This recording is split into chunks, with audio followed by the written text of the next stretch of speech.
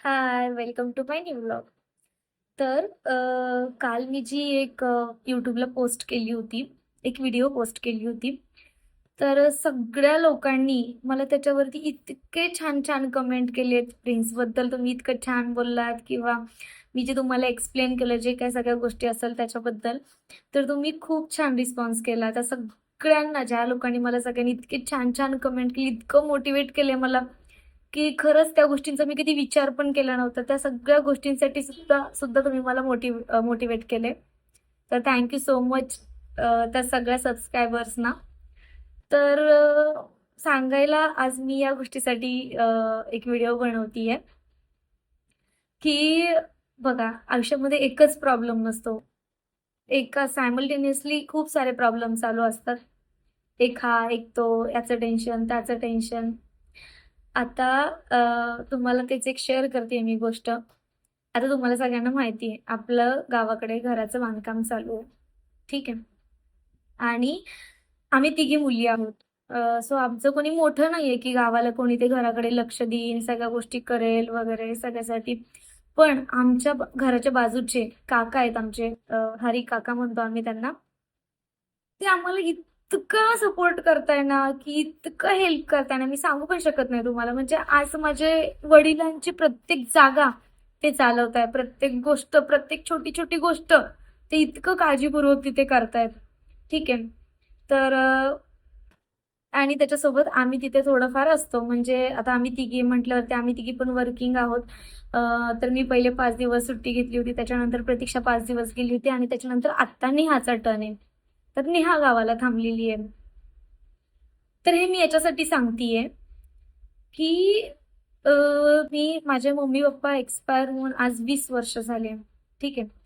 आम्हाला अ, गावाकडे कधी जाण्याचा काही संबंधच, म्हणजे जेव्हा कधी गेलो तर जास्त दिवस कधी राहायचो नाही. लहान होतो. आपले ते संस्कार नाहीत, की आपण मोठ्यांना उलटं-पालटं बोलू शकतो. जे पण काय असेल ते. आम्ही कधी अशा काही गोष्टी केलेल्याच नाहीये. तर माझी बहीण आता गावाला होती आणि गावाकडचे 10-15 लोकं ॲट अ टाईम आले आणि ती तिच्यासोबत ओरडून-ओरडून बोलायला लागले. ठीक आहे. आता माझे मम्मी-पप्पा जेव्हा एक्सपायर झाले, तेव्हा माझी लहान बहीण 3 वर्षाची होती. ती गावामध्ये ना कोणाला, म्हणजे कोणालाच ओळखत नाहीये. कोणालाच ओळखत नाहीये. आणि असे ते लोकं असे डायरेक्टली आले आणि तिला बोलायला लागले, "तू अशी बांधकाम करू शकत नाही, तू हे करू शकत नाही, तू ते करू शकत नाही." ती कोणालाच ओळखत नाही आणि अशी डायरेक्ट 10-15 लोकं जाऊन डायरेक्टली अटॅक करतायत. ऑब्व्हियसली कोणी पण घाबरणारच आहे. माझी बहीण इतकी घाबरून गेली. अ, आता मी ते सांगू नाही शकत तुम्हाला. ऑब्व्हियसली छोटी आहे ती. आता जरी मोठी असेल, तरी ती कोणाला ओळखत नाही तिकडे जास्त. जे काही घराच्या आजूबाजूचे 2-4 लोकं आहेत त्यांनाच ओळखते ती फक्त. आता जे कोणी ते 10-15 लोकं होते, मला पण माहिती नाही कारण मी तिथं नव्हते. मला सगळ्या गोष्टींची काही आयडिया नाहीये. पण ती मला नंतर सांगत होती. ते लोकांनी मला, एका माणसाने त्यातल्या मला फोन केलेला. ठीक आहे. मला बोलतो, की "तू हे असं बांधकाम करू शकत नाही. तू असं करू शकत नाही. तू पहिले ग्रामपंचायतमध्ये येऊन भेट आणि घराचं बांधकाम तू करू शकत नाही." ठीक आहे. आम्ही ऑलरेडी इतकं मुश्किलतेने, आम्ही ऑलरेडी वर्किंग आहोत. आम्ही 5-5 दिवसाच्या सुट्ट्या काढून तिथे येतोय आणि गावातली 4 लोकं येऊन आम्हाला लगेच बोलायला लागते, "तुम्ही घराचं बांधकाम करू शकत नाही." आणि आम्ही आमच्याच जागेत घर बांधतोय. असं नाही आम्ही शेजारच्यांच्या जागेत बांधतोय. ऑलरेडी तुम्ही आपलं घर बघितलेलं आहे. इकडे पण आमच्या चुलतीचं एका घर आहे, तिकडे पण आमच्या एका चुलत्यांचं घर आहे आणि आम्ही पूर्णमध्ये म्हणजे जेव्हा आमचं जुनं घर होतं ना, तर त्या जुन्या घरामध्ये ना, ना हवा यायला जागा होती, ना पाणी यायला जागा होती. म्हणजे प्रॉपर ब्लॉक होतं ते. तेव्हा हे जे 15 लोकं आले होते ना गावातली, इतके रुबाबात येऊन त्या दिवशी जे बोलत होते ना, ही मला एक गोष्ट कळत नाही. हे एवढे 15-20 वर्ष हे लोकं काय करत होते? गेल्या 15-20 वर्षात ह्या लोकांना कधी दिसलं नाही का? की बाबा ह्या पोरींना, ह्या पोरी कशा राहत असतील तिथं? कारण की इकडच्या बाजूवाल्यांनी घर बांधले, तिकडच्या बाजूवाल्यांनी घर बांधले. त्यांना हवा जात असेल का? यांना व्हेंटिलेशन होत असेल का? यांना गुदमरत तर नसेल ना आतमध्ये? आम्हाला तर काही एवढी अक्कल नव्हती तेव्हा, की असं असल्यावर असं पण करायचं असतं. असा काही प्रॉब्लेम असल्यावरती ग्रामपंचायतमध्ये जाऊन सांगायचं पण असतं. ही तर काही अक्कल आम्हाला नव्हती.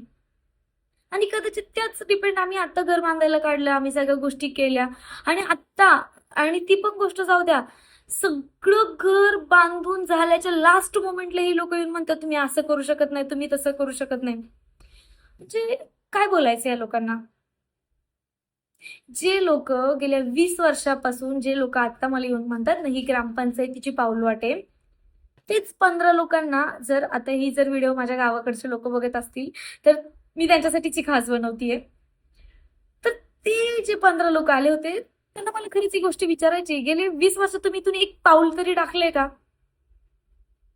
तुम्ही गेलात का? तिथून गेलात का कधी? म्हणजे इतकं अवघड असतं ना, की म्हणजे डे वन पासून, जसं मी घर बांधायला काढले ना तेव्हापासून, मी लास्ट व्हिडिओमध्ये म्हटले होते की आम्हाला गाव गाव तर आमचंच आहे, लहानची मोठी मी इथंच झालीये, हे ते. आणि हे पण आता पण काही खोटं नाही बोलत आहे, जी रियालिटी तीच आहे. जर त्या लोकांना आपली व्हॅल्यू नसेल ना, तर आपल्याला त्यांची व्हॅल्यू करण्यात काहीच मला एक अर्थ वाटत नाही. कारण की प्रत्येक गोष्ट फक्त आपणच सांभाळून घ्यायची नसते. जर दोन्ही साईडने प्रत्येक गोष्टीला सपोर्ट असेल, तर ती गोष्ट कुठेतरी पुढे जाणार आहे. आता हा प्रॉब्लेम फक्त एका व्यक्तीसाठी होता, जे आमच्या घरासमोरचं जे घर आहे त्यांच्यासाठी होता. ते पर्सनली माझ्याशी येऊन बोलत होते, तुम्ही असे नाही असं करावं, ते आपण असं करूया, ते सॉल्व्ह करूया. तुम्ही एवढं गाव जाहीर करायची ती गोष्ट काहीच गरज नव्हती. जे जे लोकांनी गेल्या 20 वर्षात, जेव्हा आम्ही छोटे छोटे होतो, मी 6 वर्षाची होते, आता मी 27-28 वर्षाची झाली आहे. गेले 20-22 वर्षामध्ये ज्या लोकांनी आम्हाला कधी विचारलं पण नाही, कधी जे लोक आमच्या घराकडे फिरकले पण नाही, ज्या लोकांना आमचं घर सुद्धा माहित नसेल मे बी कसं आहे, त्या लोकांना आत्ता आमचं घर दिसायला लागले. शिवाय जे घर बांधतीये ते आम्ही तिघी बहिणी आम्ही तिघी बहिणींनी कॉन्ट्रीब्युट करून आमच्या तिघींच्या स्वकष्टाचे पैसे आम्ही तिथे गुंतवतोय. आमच्या गावच्या लोकांनी, ज्या लोकांना बंगले आहेत ना गावामध्ये, त्या लोकांना सुद्धा घरकुल दिले. पण बघा, त्यांना आमची एवढी श्रीमंत दिसत होती, त्यांना आम्ही इतकं श्रीमंत वाटत होतो की गावामध्ये जेवढे लोक असतील ना, त्या लोकांना सगळे सगळे काय बोलतो आपण त्यांना, योजनाच्या गावाला कधी कधी काही काही योजना मिळतात ना, आमचं घर वगळता प्रत्येक घराला दिलेले आहेत. चांगले आहेत आमच्या गावातले लोक सगळे, म्हणजे असे इतके पण काही कोणी गरीब नाही, पण त्यांना सुद्धा ह्या लोकांनी घरकुल मंजूर केले. ते आमच्यासाठी मंजूर होत नाहीये फक्त, तिथे पण आम्ही कॉम्प्रोमाइज करतोय. तिथे आम्ही आजपर्यंत कोणाला जाब विचारला नाही की तुमच्याकडे आम्हाला घरकुलाला का तुम्ही घरकुल आमच्यासाठी मंजूर करत नाहीये, किंवा का तुम्ही या गोष्टी करत नाहीये, ते सुद्धा आम्ही कधी विचारलं नाही. जाऊ दे, मरू दे, आपल्याला काय करायचं गावचं, ही गोष्ट समजून आपण जाणार तरी कधी, वर्षातून 2 ते 3 वेळा जातो. लहानपणी पण आम्ही कधी गावाकडे जास्त गेलो नाही, कारण आमची कंडिशनच तशी होती. माझे मम्मी पप्पा दोघंही एक्सपायर झाले. आमची आजी होती, माझी आजी मूकबधीर आहे. ती 3 मुलींना सांभाळायला एवढा कॅपेबल तर ती नव्हती. आम्ही हॉस्टेलला राहून आमचे दिवस काढले ते. आणि या कंडिशनमध्ये गावचे लोक आम्हाला म्हणते, आम्ही तुमचं इथं नाव दिले, तिथं नाव दिले, तुम्हीच गावामध्ये नव्हते. जर या सगळ्या गोष्टी आम्हाला पाहिजे होत्या म्हणून आम्ही त्या गावात राहिलो, आम्ही गावात भीक मागून जेवायचं होतं का? जे लोक आज गेल्यावरती एक तांब्यावर पाणी पण लवकर विचारत नाही, ही रियालिटी आहे. खरंच आहे तर आमचेच लोक, पण खरंच ही रियालिटी आहे. जे लोक विचारत पण नाही काही, ते लोकांनी आम्हाला कधी जेवायला घातलं असतं का? लहानपणी मी बघितले, मी लहानपण सगळं इतकं जवळून बघितले, सगळ्या लोकांना बघितले. आम्ही लहान होतो, छोटे छोटे होतो, म्हणजे 10-20 वर्षापूर्वीची गोष्ट असेल. आम्ही लोकांच्या शेतामध्ये कामाला जायचो, तेव्हा 30-35-40 रुपयेच रोज होता फक्त. तेव्हा आम्ही कामं केलेली, म्हणजे मी काम केले, तेव्हापासून मी काम करते शेतामध्ये. आणि मी 2 बहिणींना वाढवतीये, हे सगळं गावच्या लोकांना माहितीये. आणि या लोकांना म्हणजे मला असं मनापासून, म्हणजे काय बोलू यांना, पण हे लोक लिटरली दारात येऊन बोलताय तुम्ही असं घर बांधू शकत नाही. उलट ह्या लोकांनी आता मला सहकार्याची गरज आहे.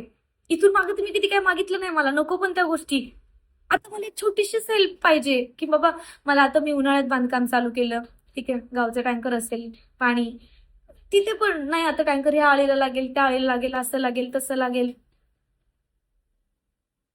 काही खूप गोष्टी आहेत. मी या लॉग मध्ये एवढंच बोलते. मी तुम्हाला हा लॉग आवडला असेल तर नेक्स्ट लॉग मध्ये मी नंतर, म्हणजेच बाकीच्या सगळ्या गोष्टी नंतरच्या लॉग मध्ये मी तुम्हाला सांगते. तर थँक्यू सो मच. चलो, बाय बाय.